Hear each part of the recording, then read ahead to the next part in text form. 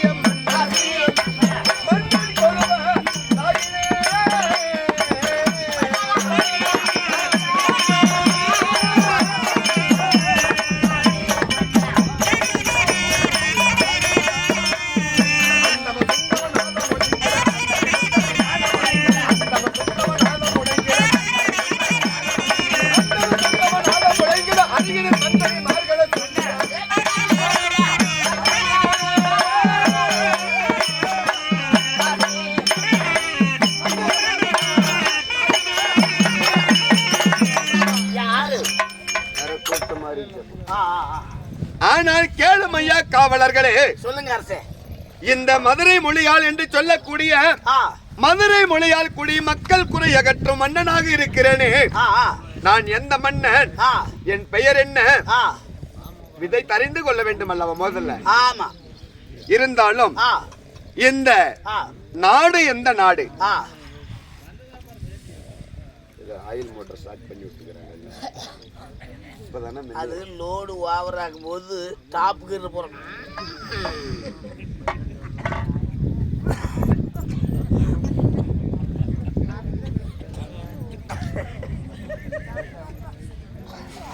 இது மாத்தாதே ஓட்டினா என்ன பண்ணும், பெட்ரோல் ரொம்ப அடிக்கப்பா. சரி சொல்லுங்க. சரி உடுப்பா, அவருடைய இயல்பு அது. எப்படியோ ஒண்ணு இவங்களை சிரிக்க வச்சுனே தர்ற. எப்படி இருந்தாலும் அந்த வாயில அது சைஸான ஒரு கல்லுல எடுத்து அடிக்கப்பா. இந்த மதுரை மொழி குடியார் என்று சொல்லக்கூடிய என்னுடைய மக்கள் எல்லாம் குறை அகற்றக்கூடிய மன்னனாக நான் தோற்றமாக இருக்கிற போது என் பெயர் என்ன தெரியுமா? என்னுடைய பெயரானது காசி மன்னன் என்று யாவரும் அறிய வேண்டும்.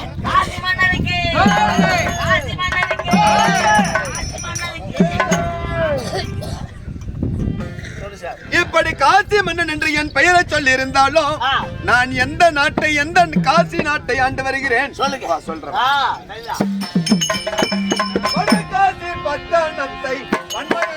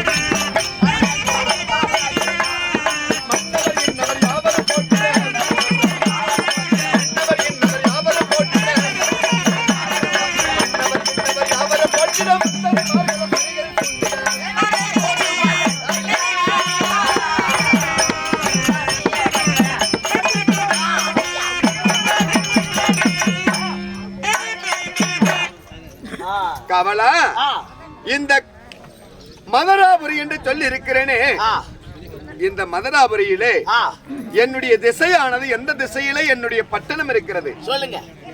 வடக்கு திசையை நோக்கி பார்த்தார் போல என்னுடைய தேசத்துக்கு வடகாசி பட்டணம் என்று சொல்லக்கூடிய இந்த வடகாசி பட்டணத்தை வன்மையாக அரசு செய்யக்கூடிய என்னுடைய பெயர் தான் காசி மன்னன். எப்படி? காசி மன்னன். ஆமா. என்னை ஈன்ற தாய் தந்தை பெயர் தெரியணும் இல்லையா? என்னுடைய தந்தையாக இருக்கும்படியான மாணிக்க செட்டியாருக்கும், யாருக்கு சொல்லுங்க, தந்தையாக மாணிக்க செட்டியாருக்கும் தாயாக இருக்கும்படியான மரகத வள்ளி அம்மையாருக்கும் நான் ஒரே ஒரு பிள்ளையாக பிறந்த நாள் முதல் கொண்டு இது நாள் வரை என் தாய் தந்தையை நான் முகத்தை பார்த்தது கிடையாது. காரணம் என்ன தெரியுமா? நம்ம நேரம் நாம பிறந்ததுமே அவங்க கிளம்பிடுறாங்க.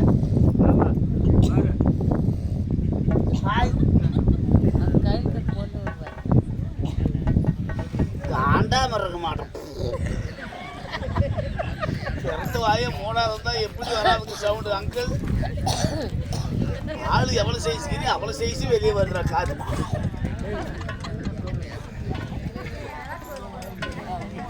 இப்போ காண்டா மனுஷுக்கு நிம்மதியாச்சப்பா. வாட்டர் சவுண்டு ஆஃப் ஆகி போச்சு. எப்பா நான் தான் சொல்லியிருக்கேன், ஒவ்வொருத்தருக்கும் ஒவ்வொரு குண அதிசயம், அது அவங்களை யாரும் மாற்ற முடியாதுப்பா. ஆமா, அவங்கள அறியாத அது வர்றது. மேல வந்ததுனால இப்படி சவுண்டு. கீழே பிடிக்கிட்டா பக்கம் உட்கார முடியாது. ஏன்டா அப்படி சொல்ற? எப்படிடா வர்ற? இன்னைக்கு சாப்பிட்டு கரிசா இருக்கு அம்மனுக்குமா. சரியப்பா, இப்படி வடகாசி பட்டணத்தை வன்மையாக அரசு செய்யக்கூடிய மாணிக்க செட்டியாருக்கும் மரகத வள்ளி அம்மையாருக்கும் நான் ஒரே மகனாக பிறந்த நாள் முதலே என் தாய் தந்தையானவர்கள் என்னை விட்டு பிரிந்து விட்டார். இறந்துட்டாங்க. ஆமா. ஏன் அப்படி சொல்ற? அவர் நினைவு என் உள்ளத்திலே வாழ்ந்து கொண்டிருக்கிறது. அவர் என்னை உயிர் மட்டும், உடல் மட்டும் இங்க இல்ல, ஆனா அவருடைய உயிர் எல்லாம் என்னிடத்துல தான் இருக்குது. ராஜா மாமா கூட தான் இறந்துட்டாங்க. அவங்க நினைவால தான் இவ்வளவு செலவு பண்ணி ஊரெல்லாம் கூட்டி நல்லது கேட்ட செஞ்சு இன்னைக்கு 3வது மாசத்துல வச்சிருக்கிறாங்க. ஆமா. நினைப்பு வந்து என்ன பண்றது? தாய் தகப்பு நமக்கு உதவணுமே. அப்படி தாய் தந்தையானவர் முகத்தை நான் பாராமல் நான் என்னை வளர்த்ததெல்லாம் நீங்கள் உங்களை போல எந்த நாட்டு மக்களுமே என்னை வளர்த்து வந்து கொண்டிருக்கிறார்கள். அப்படி இருந்தாலும் இந்த வடகாசி பட்டணத்தில் நான் எப்படி ஆண்டு வருகிறேன், யாருடைய பாதத்தை மறவாமல் சொல்றேன். பாதத்தை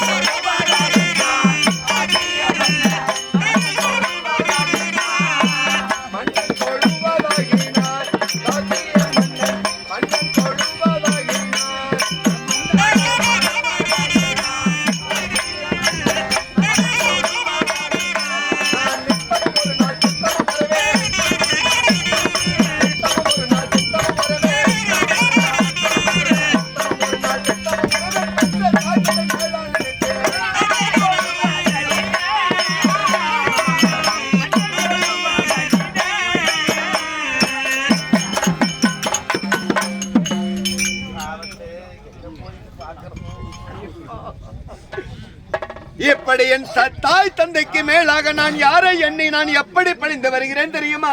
எந்த தெய்வத்தை வணங்குறீங்க? நான் சத்திய சிவன் பாதத்தை நித்தமும் ஒரு நாளும் மறவாத சீலனாகவும். ஏன்னா எனக்கு தாய் தந்தை யார் தெரியுமா? இவர்கள் எல்லாம் எண்ணிதான் என் தாய் தந்தையாக காலையும் மாலையும் இடைவிடாமல் என் தாய் தந்தையாக நேசித்து இந்த கடவுளை வழிபாட்டு கொண்டு வருகிறேன். இப்படி சத்திய சிவன் பாதத்தை ஒரு நாளும் மறவாமல் அனைதினமும் துதிக்கக்கூடிய நான் ஒரு பக்தனாகவும் இவர்கள் எல்லாம் எனக்கு தாய் தந்தையாக நினைத்து என் நாட்டு மக்களே எனக்கு தாய் தந்தை. அப்படி என்று இந்த நாட்டிலே வாழ்ந்து வருகிறேன். உன்னால சேர்ந்து நானும் கேட்டு போயிட்டேன். முடியல வாழ்றதுக்கு. மாசம் சம்பளம் கொடுக்கறீங்க. ஆமா. வருஷம் எல்லாம் வேலை கொடுக்கறீங்க. உண்மைதான். நீ மகாராஜா இருந்தா பக்கத்துல ஒரு மகாராணி இருக்கணும். நீ எனக்கு கல்யாணம் பண்றது, நான் எனக்கு கல்யாணம் பண்றது, காலம் எல்லாம் அப்படி வெறுவாயும் என்ன அப்படி ஆகி போய் மாட்டேங்கிறாங்க. ஆனால் கவலா, அதுக்கு நான் அருகினில் ஆலோசனை சொல்லக்கூடிய புத்தி மந்திரியானவன் ஒருவன் இருக்க வேண்டும். என்ன இருந்து என்ன பண்றது? நானா சொல்லிட்டேன் நீ கல்யாணம் பண்ணிக்கானே. ஓ, இவனுக்கு எது அவசரமா இருக்குது சொல்றானே. அப்படி இல்லை அப்பா. எனக்கு பெற்ற தாய் தந்தை இருந்திருந்தால் எனக்கு பெண் பார்த்து மனம் முடித்து வைத்திருப்பார்கள். ஆமா. யாரு? தாய் தகப்பன் இருந்திருந்தா பெற்ற தாய் தந்தை பருவத்துல கல்யாணம் செய்யலான்ற எண்ணம் வந்திருக்கும். அவர்களுக்கு என் சொந்த பந்தம் தாய் உறவானது எங்க இருக்கிறது என்று அவருக்கு தெரிந்திருக்கும். அந்த உறவான இடத்திலே சென்று என்னை பெண்ணை எனக்கென்று ஒரு பெண்ணை ஏத்தவாறு பெண் பார்த்து எனக்கு மனம் முடித்து வைத்திருப்பார்கள். இப்ப உன் நாடு உன் மக்கள்னு இவ்வளவுதான் தெரியுது. என்னுடைய பிரஜைகள் என்று சொல்லக்கூடிய மக்களை எனக்கு தாய் தந்தையாகவும் அனைத்துமே என்னுடைய நாட்டினுடைய நான் செய்யக்கூடிய சேவையை மனைவியாகவும் நினைத்து இந்த நாட்டிலே வாழ்ந்து வருகிறேன். கல்யாணம் பண்ணிக்கிறதுக்கு தாய் தோப்பு தான் கல்யாணம் பண்றாங்களா? எனக்கு சொந்த பந்தம் தெரியாது. என்னுடைய உறவு முறைகள் எல்லாம் எங்கே இருக்கிறார் என்று எனக்கு தெரியாது. ஒரு மாசம் ஒரு வருஷம் இல்ல, ஒரு நாள் கேட்டு இருந்தா சொந்த பந்தம் எல்லாம் நான் காட்டியிருப்பேன். தெரியாதவனா ஏமாராஜா? ஆனால் கவலா, சொந்த பந்தமே தெரியல எனக்கு. என்னுடைய உறவு முறைகள் எல்லாம் யாருமே எனக்கு தெரியாது மகாராஜா. அவர்கள் வந்து என்னை பார்த்ததும் கிடையாது. என்னுடைய உறவுகள் எல்லாம் இங்க இருக்கிறது. என்னுடைய வர்க்கமானது செட்டியார் வர்க்கம். இந்த செட்டியார் வர்க்கத்தினுடைய உறவு ரொம்ப குறைவு. ஆனா எங்க இருக்கிறாங்கன்னு எனக்கு இதுவரை நான் தெரிந்ததும் கிடையாது. நான் சென்று செட்டியார் வர்க்கம் எங்கேயாவது இருக்குதா என்று ஆராய்ந்து பார்த்து நான் கண்டறிந்ததும் கிடையாது. நாட்டுக்கு பொண்ணு தேடுங்க. பெரியவங்க இருந்தா இந்த வேலையெல்லாம் பெண் பார்ப்பது மனம் முடிப்பதெல்லாம் பெரியவங்க செய்யக்கூடிய வேலை. நான் ஒரு ஒண்டி ஒருவனாக இருக்கிறேன். எனக்கென்று உடன் பிறந்தவர்களும் சகோதரிகளும் கிடையாது. அப்ப ஒண்டியா இருக்கும் போது நான் எப்படி போய் எந்த வீட்டுல போய் நான் ஒருத்தனா இருக்கிறேன் எனக்கு பெண் கொடுங்கன்னு கேட்க முடியுமா? இப்ப கல்யாண ஆசை உனக்கு வந்துருச்சு. அப்படி கேட்டாலும் அவர்கள் தான் எனக்கென்று சரி என்று ஏற்று எனக்கு பெண்ணை கொடுப்பார்களா? நானும் இருக்கும்போது யார் நீ பயப்படுறது? அவளா நீ இருக்கிற குறை ஒன்றும் இல்லை. ஆனா நீ சென்று பெண் கேட்டால்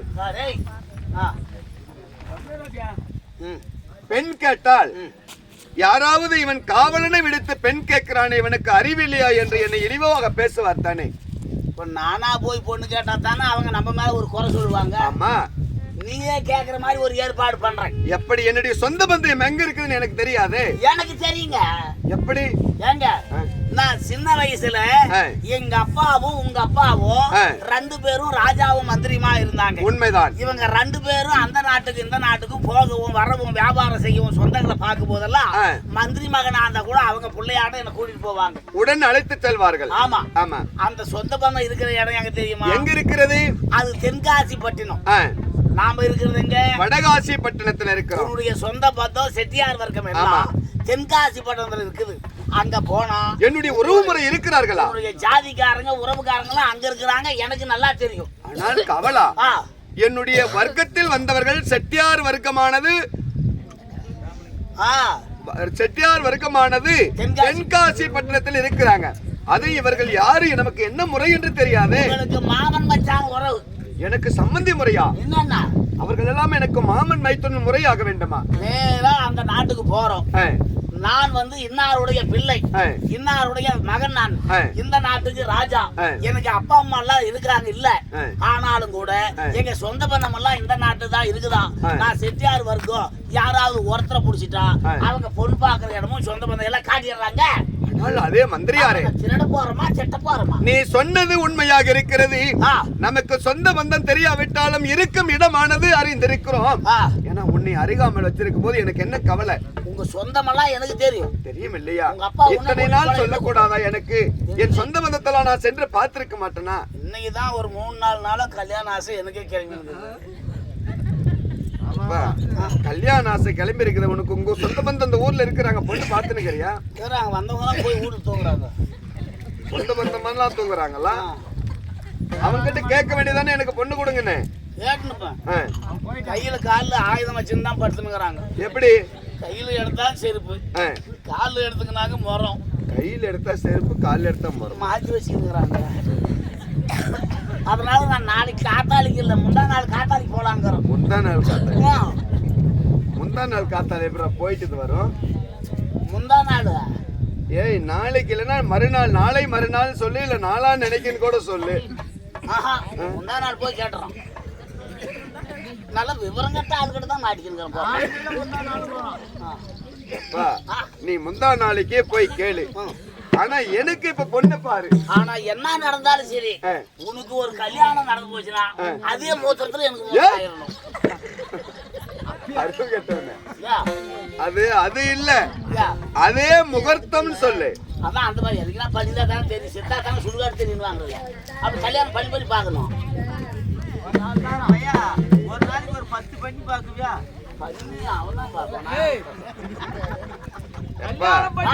இப்ப முதல்ல எனக்கு திருமணம் முடிக்கிற வேலையை பார்க்கலாம். இந்த நாட்டிலே இருந்தா எனக்கு திருமணம் முடிச்சு வை, உனக்கு நான் பெண் பார்த்து கல்யாணம் பண்ணி வைக்கிறேன்.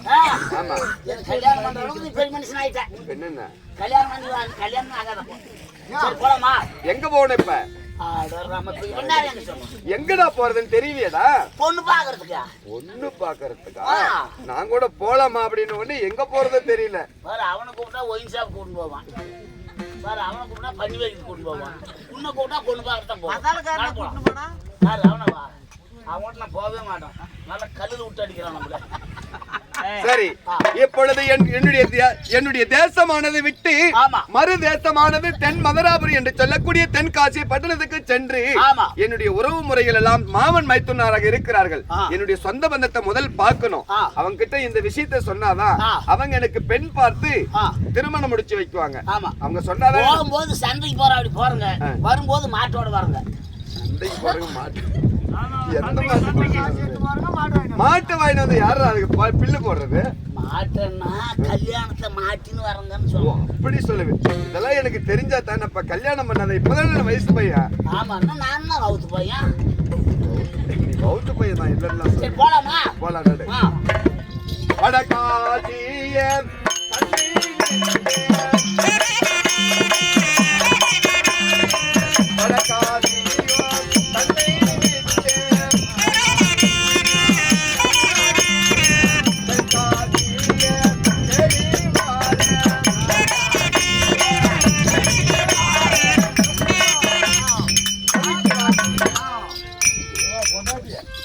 இப்பொழுது வடகாசி பட்டணத்தை விட்டு மறுதேசம் என்று சொல்லக்கூடிய தென்காசி பட்டணத்தை தேடி வந்திருக்கிறோம். இந்த பட்டணத்தை பாத்தியா? தென்காசி பட்டணத்துல கால் வச்ச உடனே பூரா புல்டிங்காவே இருக்குது. ஏய், புல்டி இல்லடப்பா, இது வெறும் அரண்மனை. பில்டிங்கா இருக்கு. ராஜா ஊடியது, மந்திரி ஊடியது, குடிப்படை ஊருக்கெல்லாம் எதுவும் தெரியல, எல்லாம் ஒரே. ஏமா ராஜாமா ஊடியது? ராஜாமா ஊடியது கேக்குறப்ப நம்ம போனா அங்கதானே கேட்டு அப்படி அப்படி ஒவ்வொருத்தர போக முடியும்.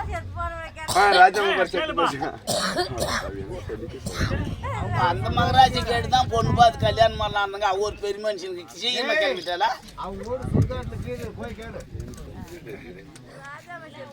ஒரு வாரத்துக்கு சொல்ல கூடாதா?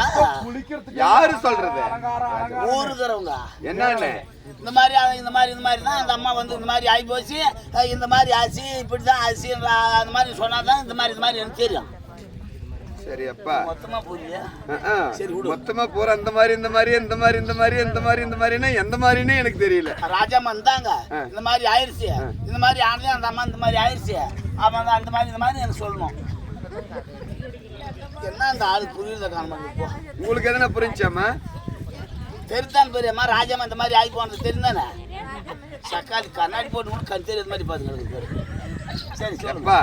இது வடமதுரா வடகாசி பட்டணம் வந்திருக்கிறோம். வடகாசி பட்டணத்துல தெரியாத வீட்டுல யாரும் போய் போக முடியாது.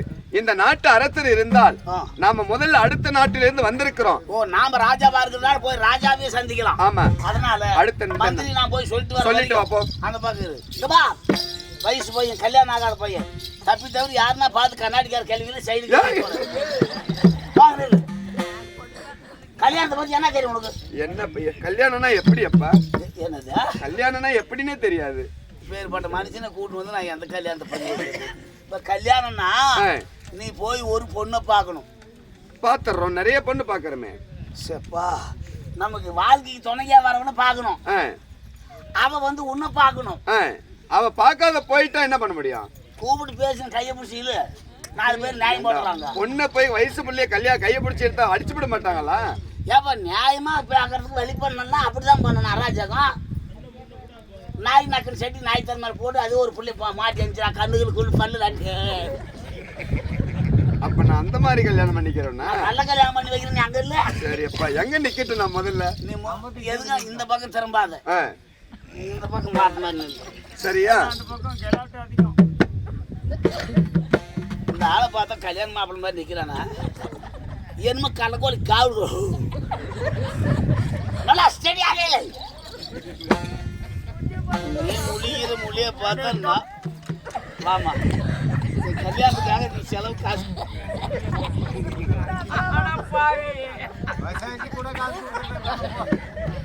இப்ப எனக்கு சொந்த பண்ண யாரும் இல்லையா அந்த ஊர்ல? இப்ப வண்ணாத்தி போயிட்டு நான் அவ்வளவு இலக்காரமா போயிட்டேன். என்ன பண்ண ஒரு 50 ரூபாய் கொடுத்து 10 ரூபாய் பெத்தாங்களா செஞ்சாங்களா சக்காச்சு 4 பேரும் நம்மளுக்கு அவளாய் போச்சு. நீ திரும்பி தலையெடுத்து நடக்கவே அந்த பக்கம் தலையெங்கடா எடுத்து நடக்கவே ஒரே ஒரே பொம்மனாட்டி வந்து ஒரு சாச்சி கூட மானம் போச்சடா. நீ பப்பனை ஆடுறதும் சரி யார கலவாதுக்கிறதும் சரி ஒரு 10 ரூபாய் உனக்கு ஒயிட்ட வாங்க முடிச்சடா. எல்லாம் ஒரு பொம்மனாட்டி வந்தா வந்து படத்துல எல்லாம் இருக்கிறான் டோட்டல் காசு எடுத்துறான். நானே எடுத்து சரி அப்ப எப்படிடா நிக்கட்ட நானு? நின்னு நேரா நின்னதுனால தான் 20 ரூபாய் கொடுத்துங்கிறாங்க. சரி இன்னும் நேரம் நிக்கிட்டா நல்லா பண்ணு இது கல்யாணம் ஆகணும் மாதிரி தானே அப்படின்னு வரான். நான் யாருக்கிட்ட பேசுறேன்? நானா பேசினுக்கிறேன். நீ பேசுனா 2 பேர் எதுவும் போயிட்டாங்க. கூப்பிடு. தனியா பேசுறது பைத்தியம்னா இல்லப்பா, உனக்கு கல்யாணம் வேணுமா? வேணும். வர உனக்கு பைத்தியம் முத்திக்கு சாப்பிட்டா எப்பா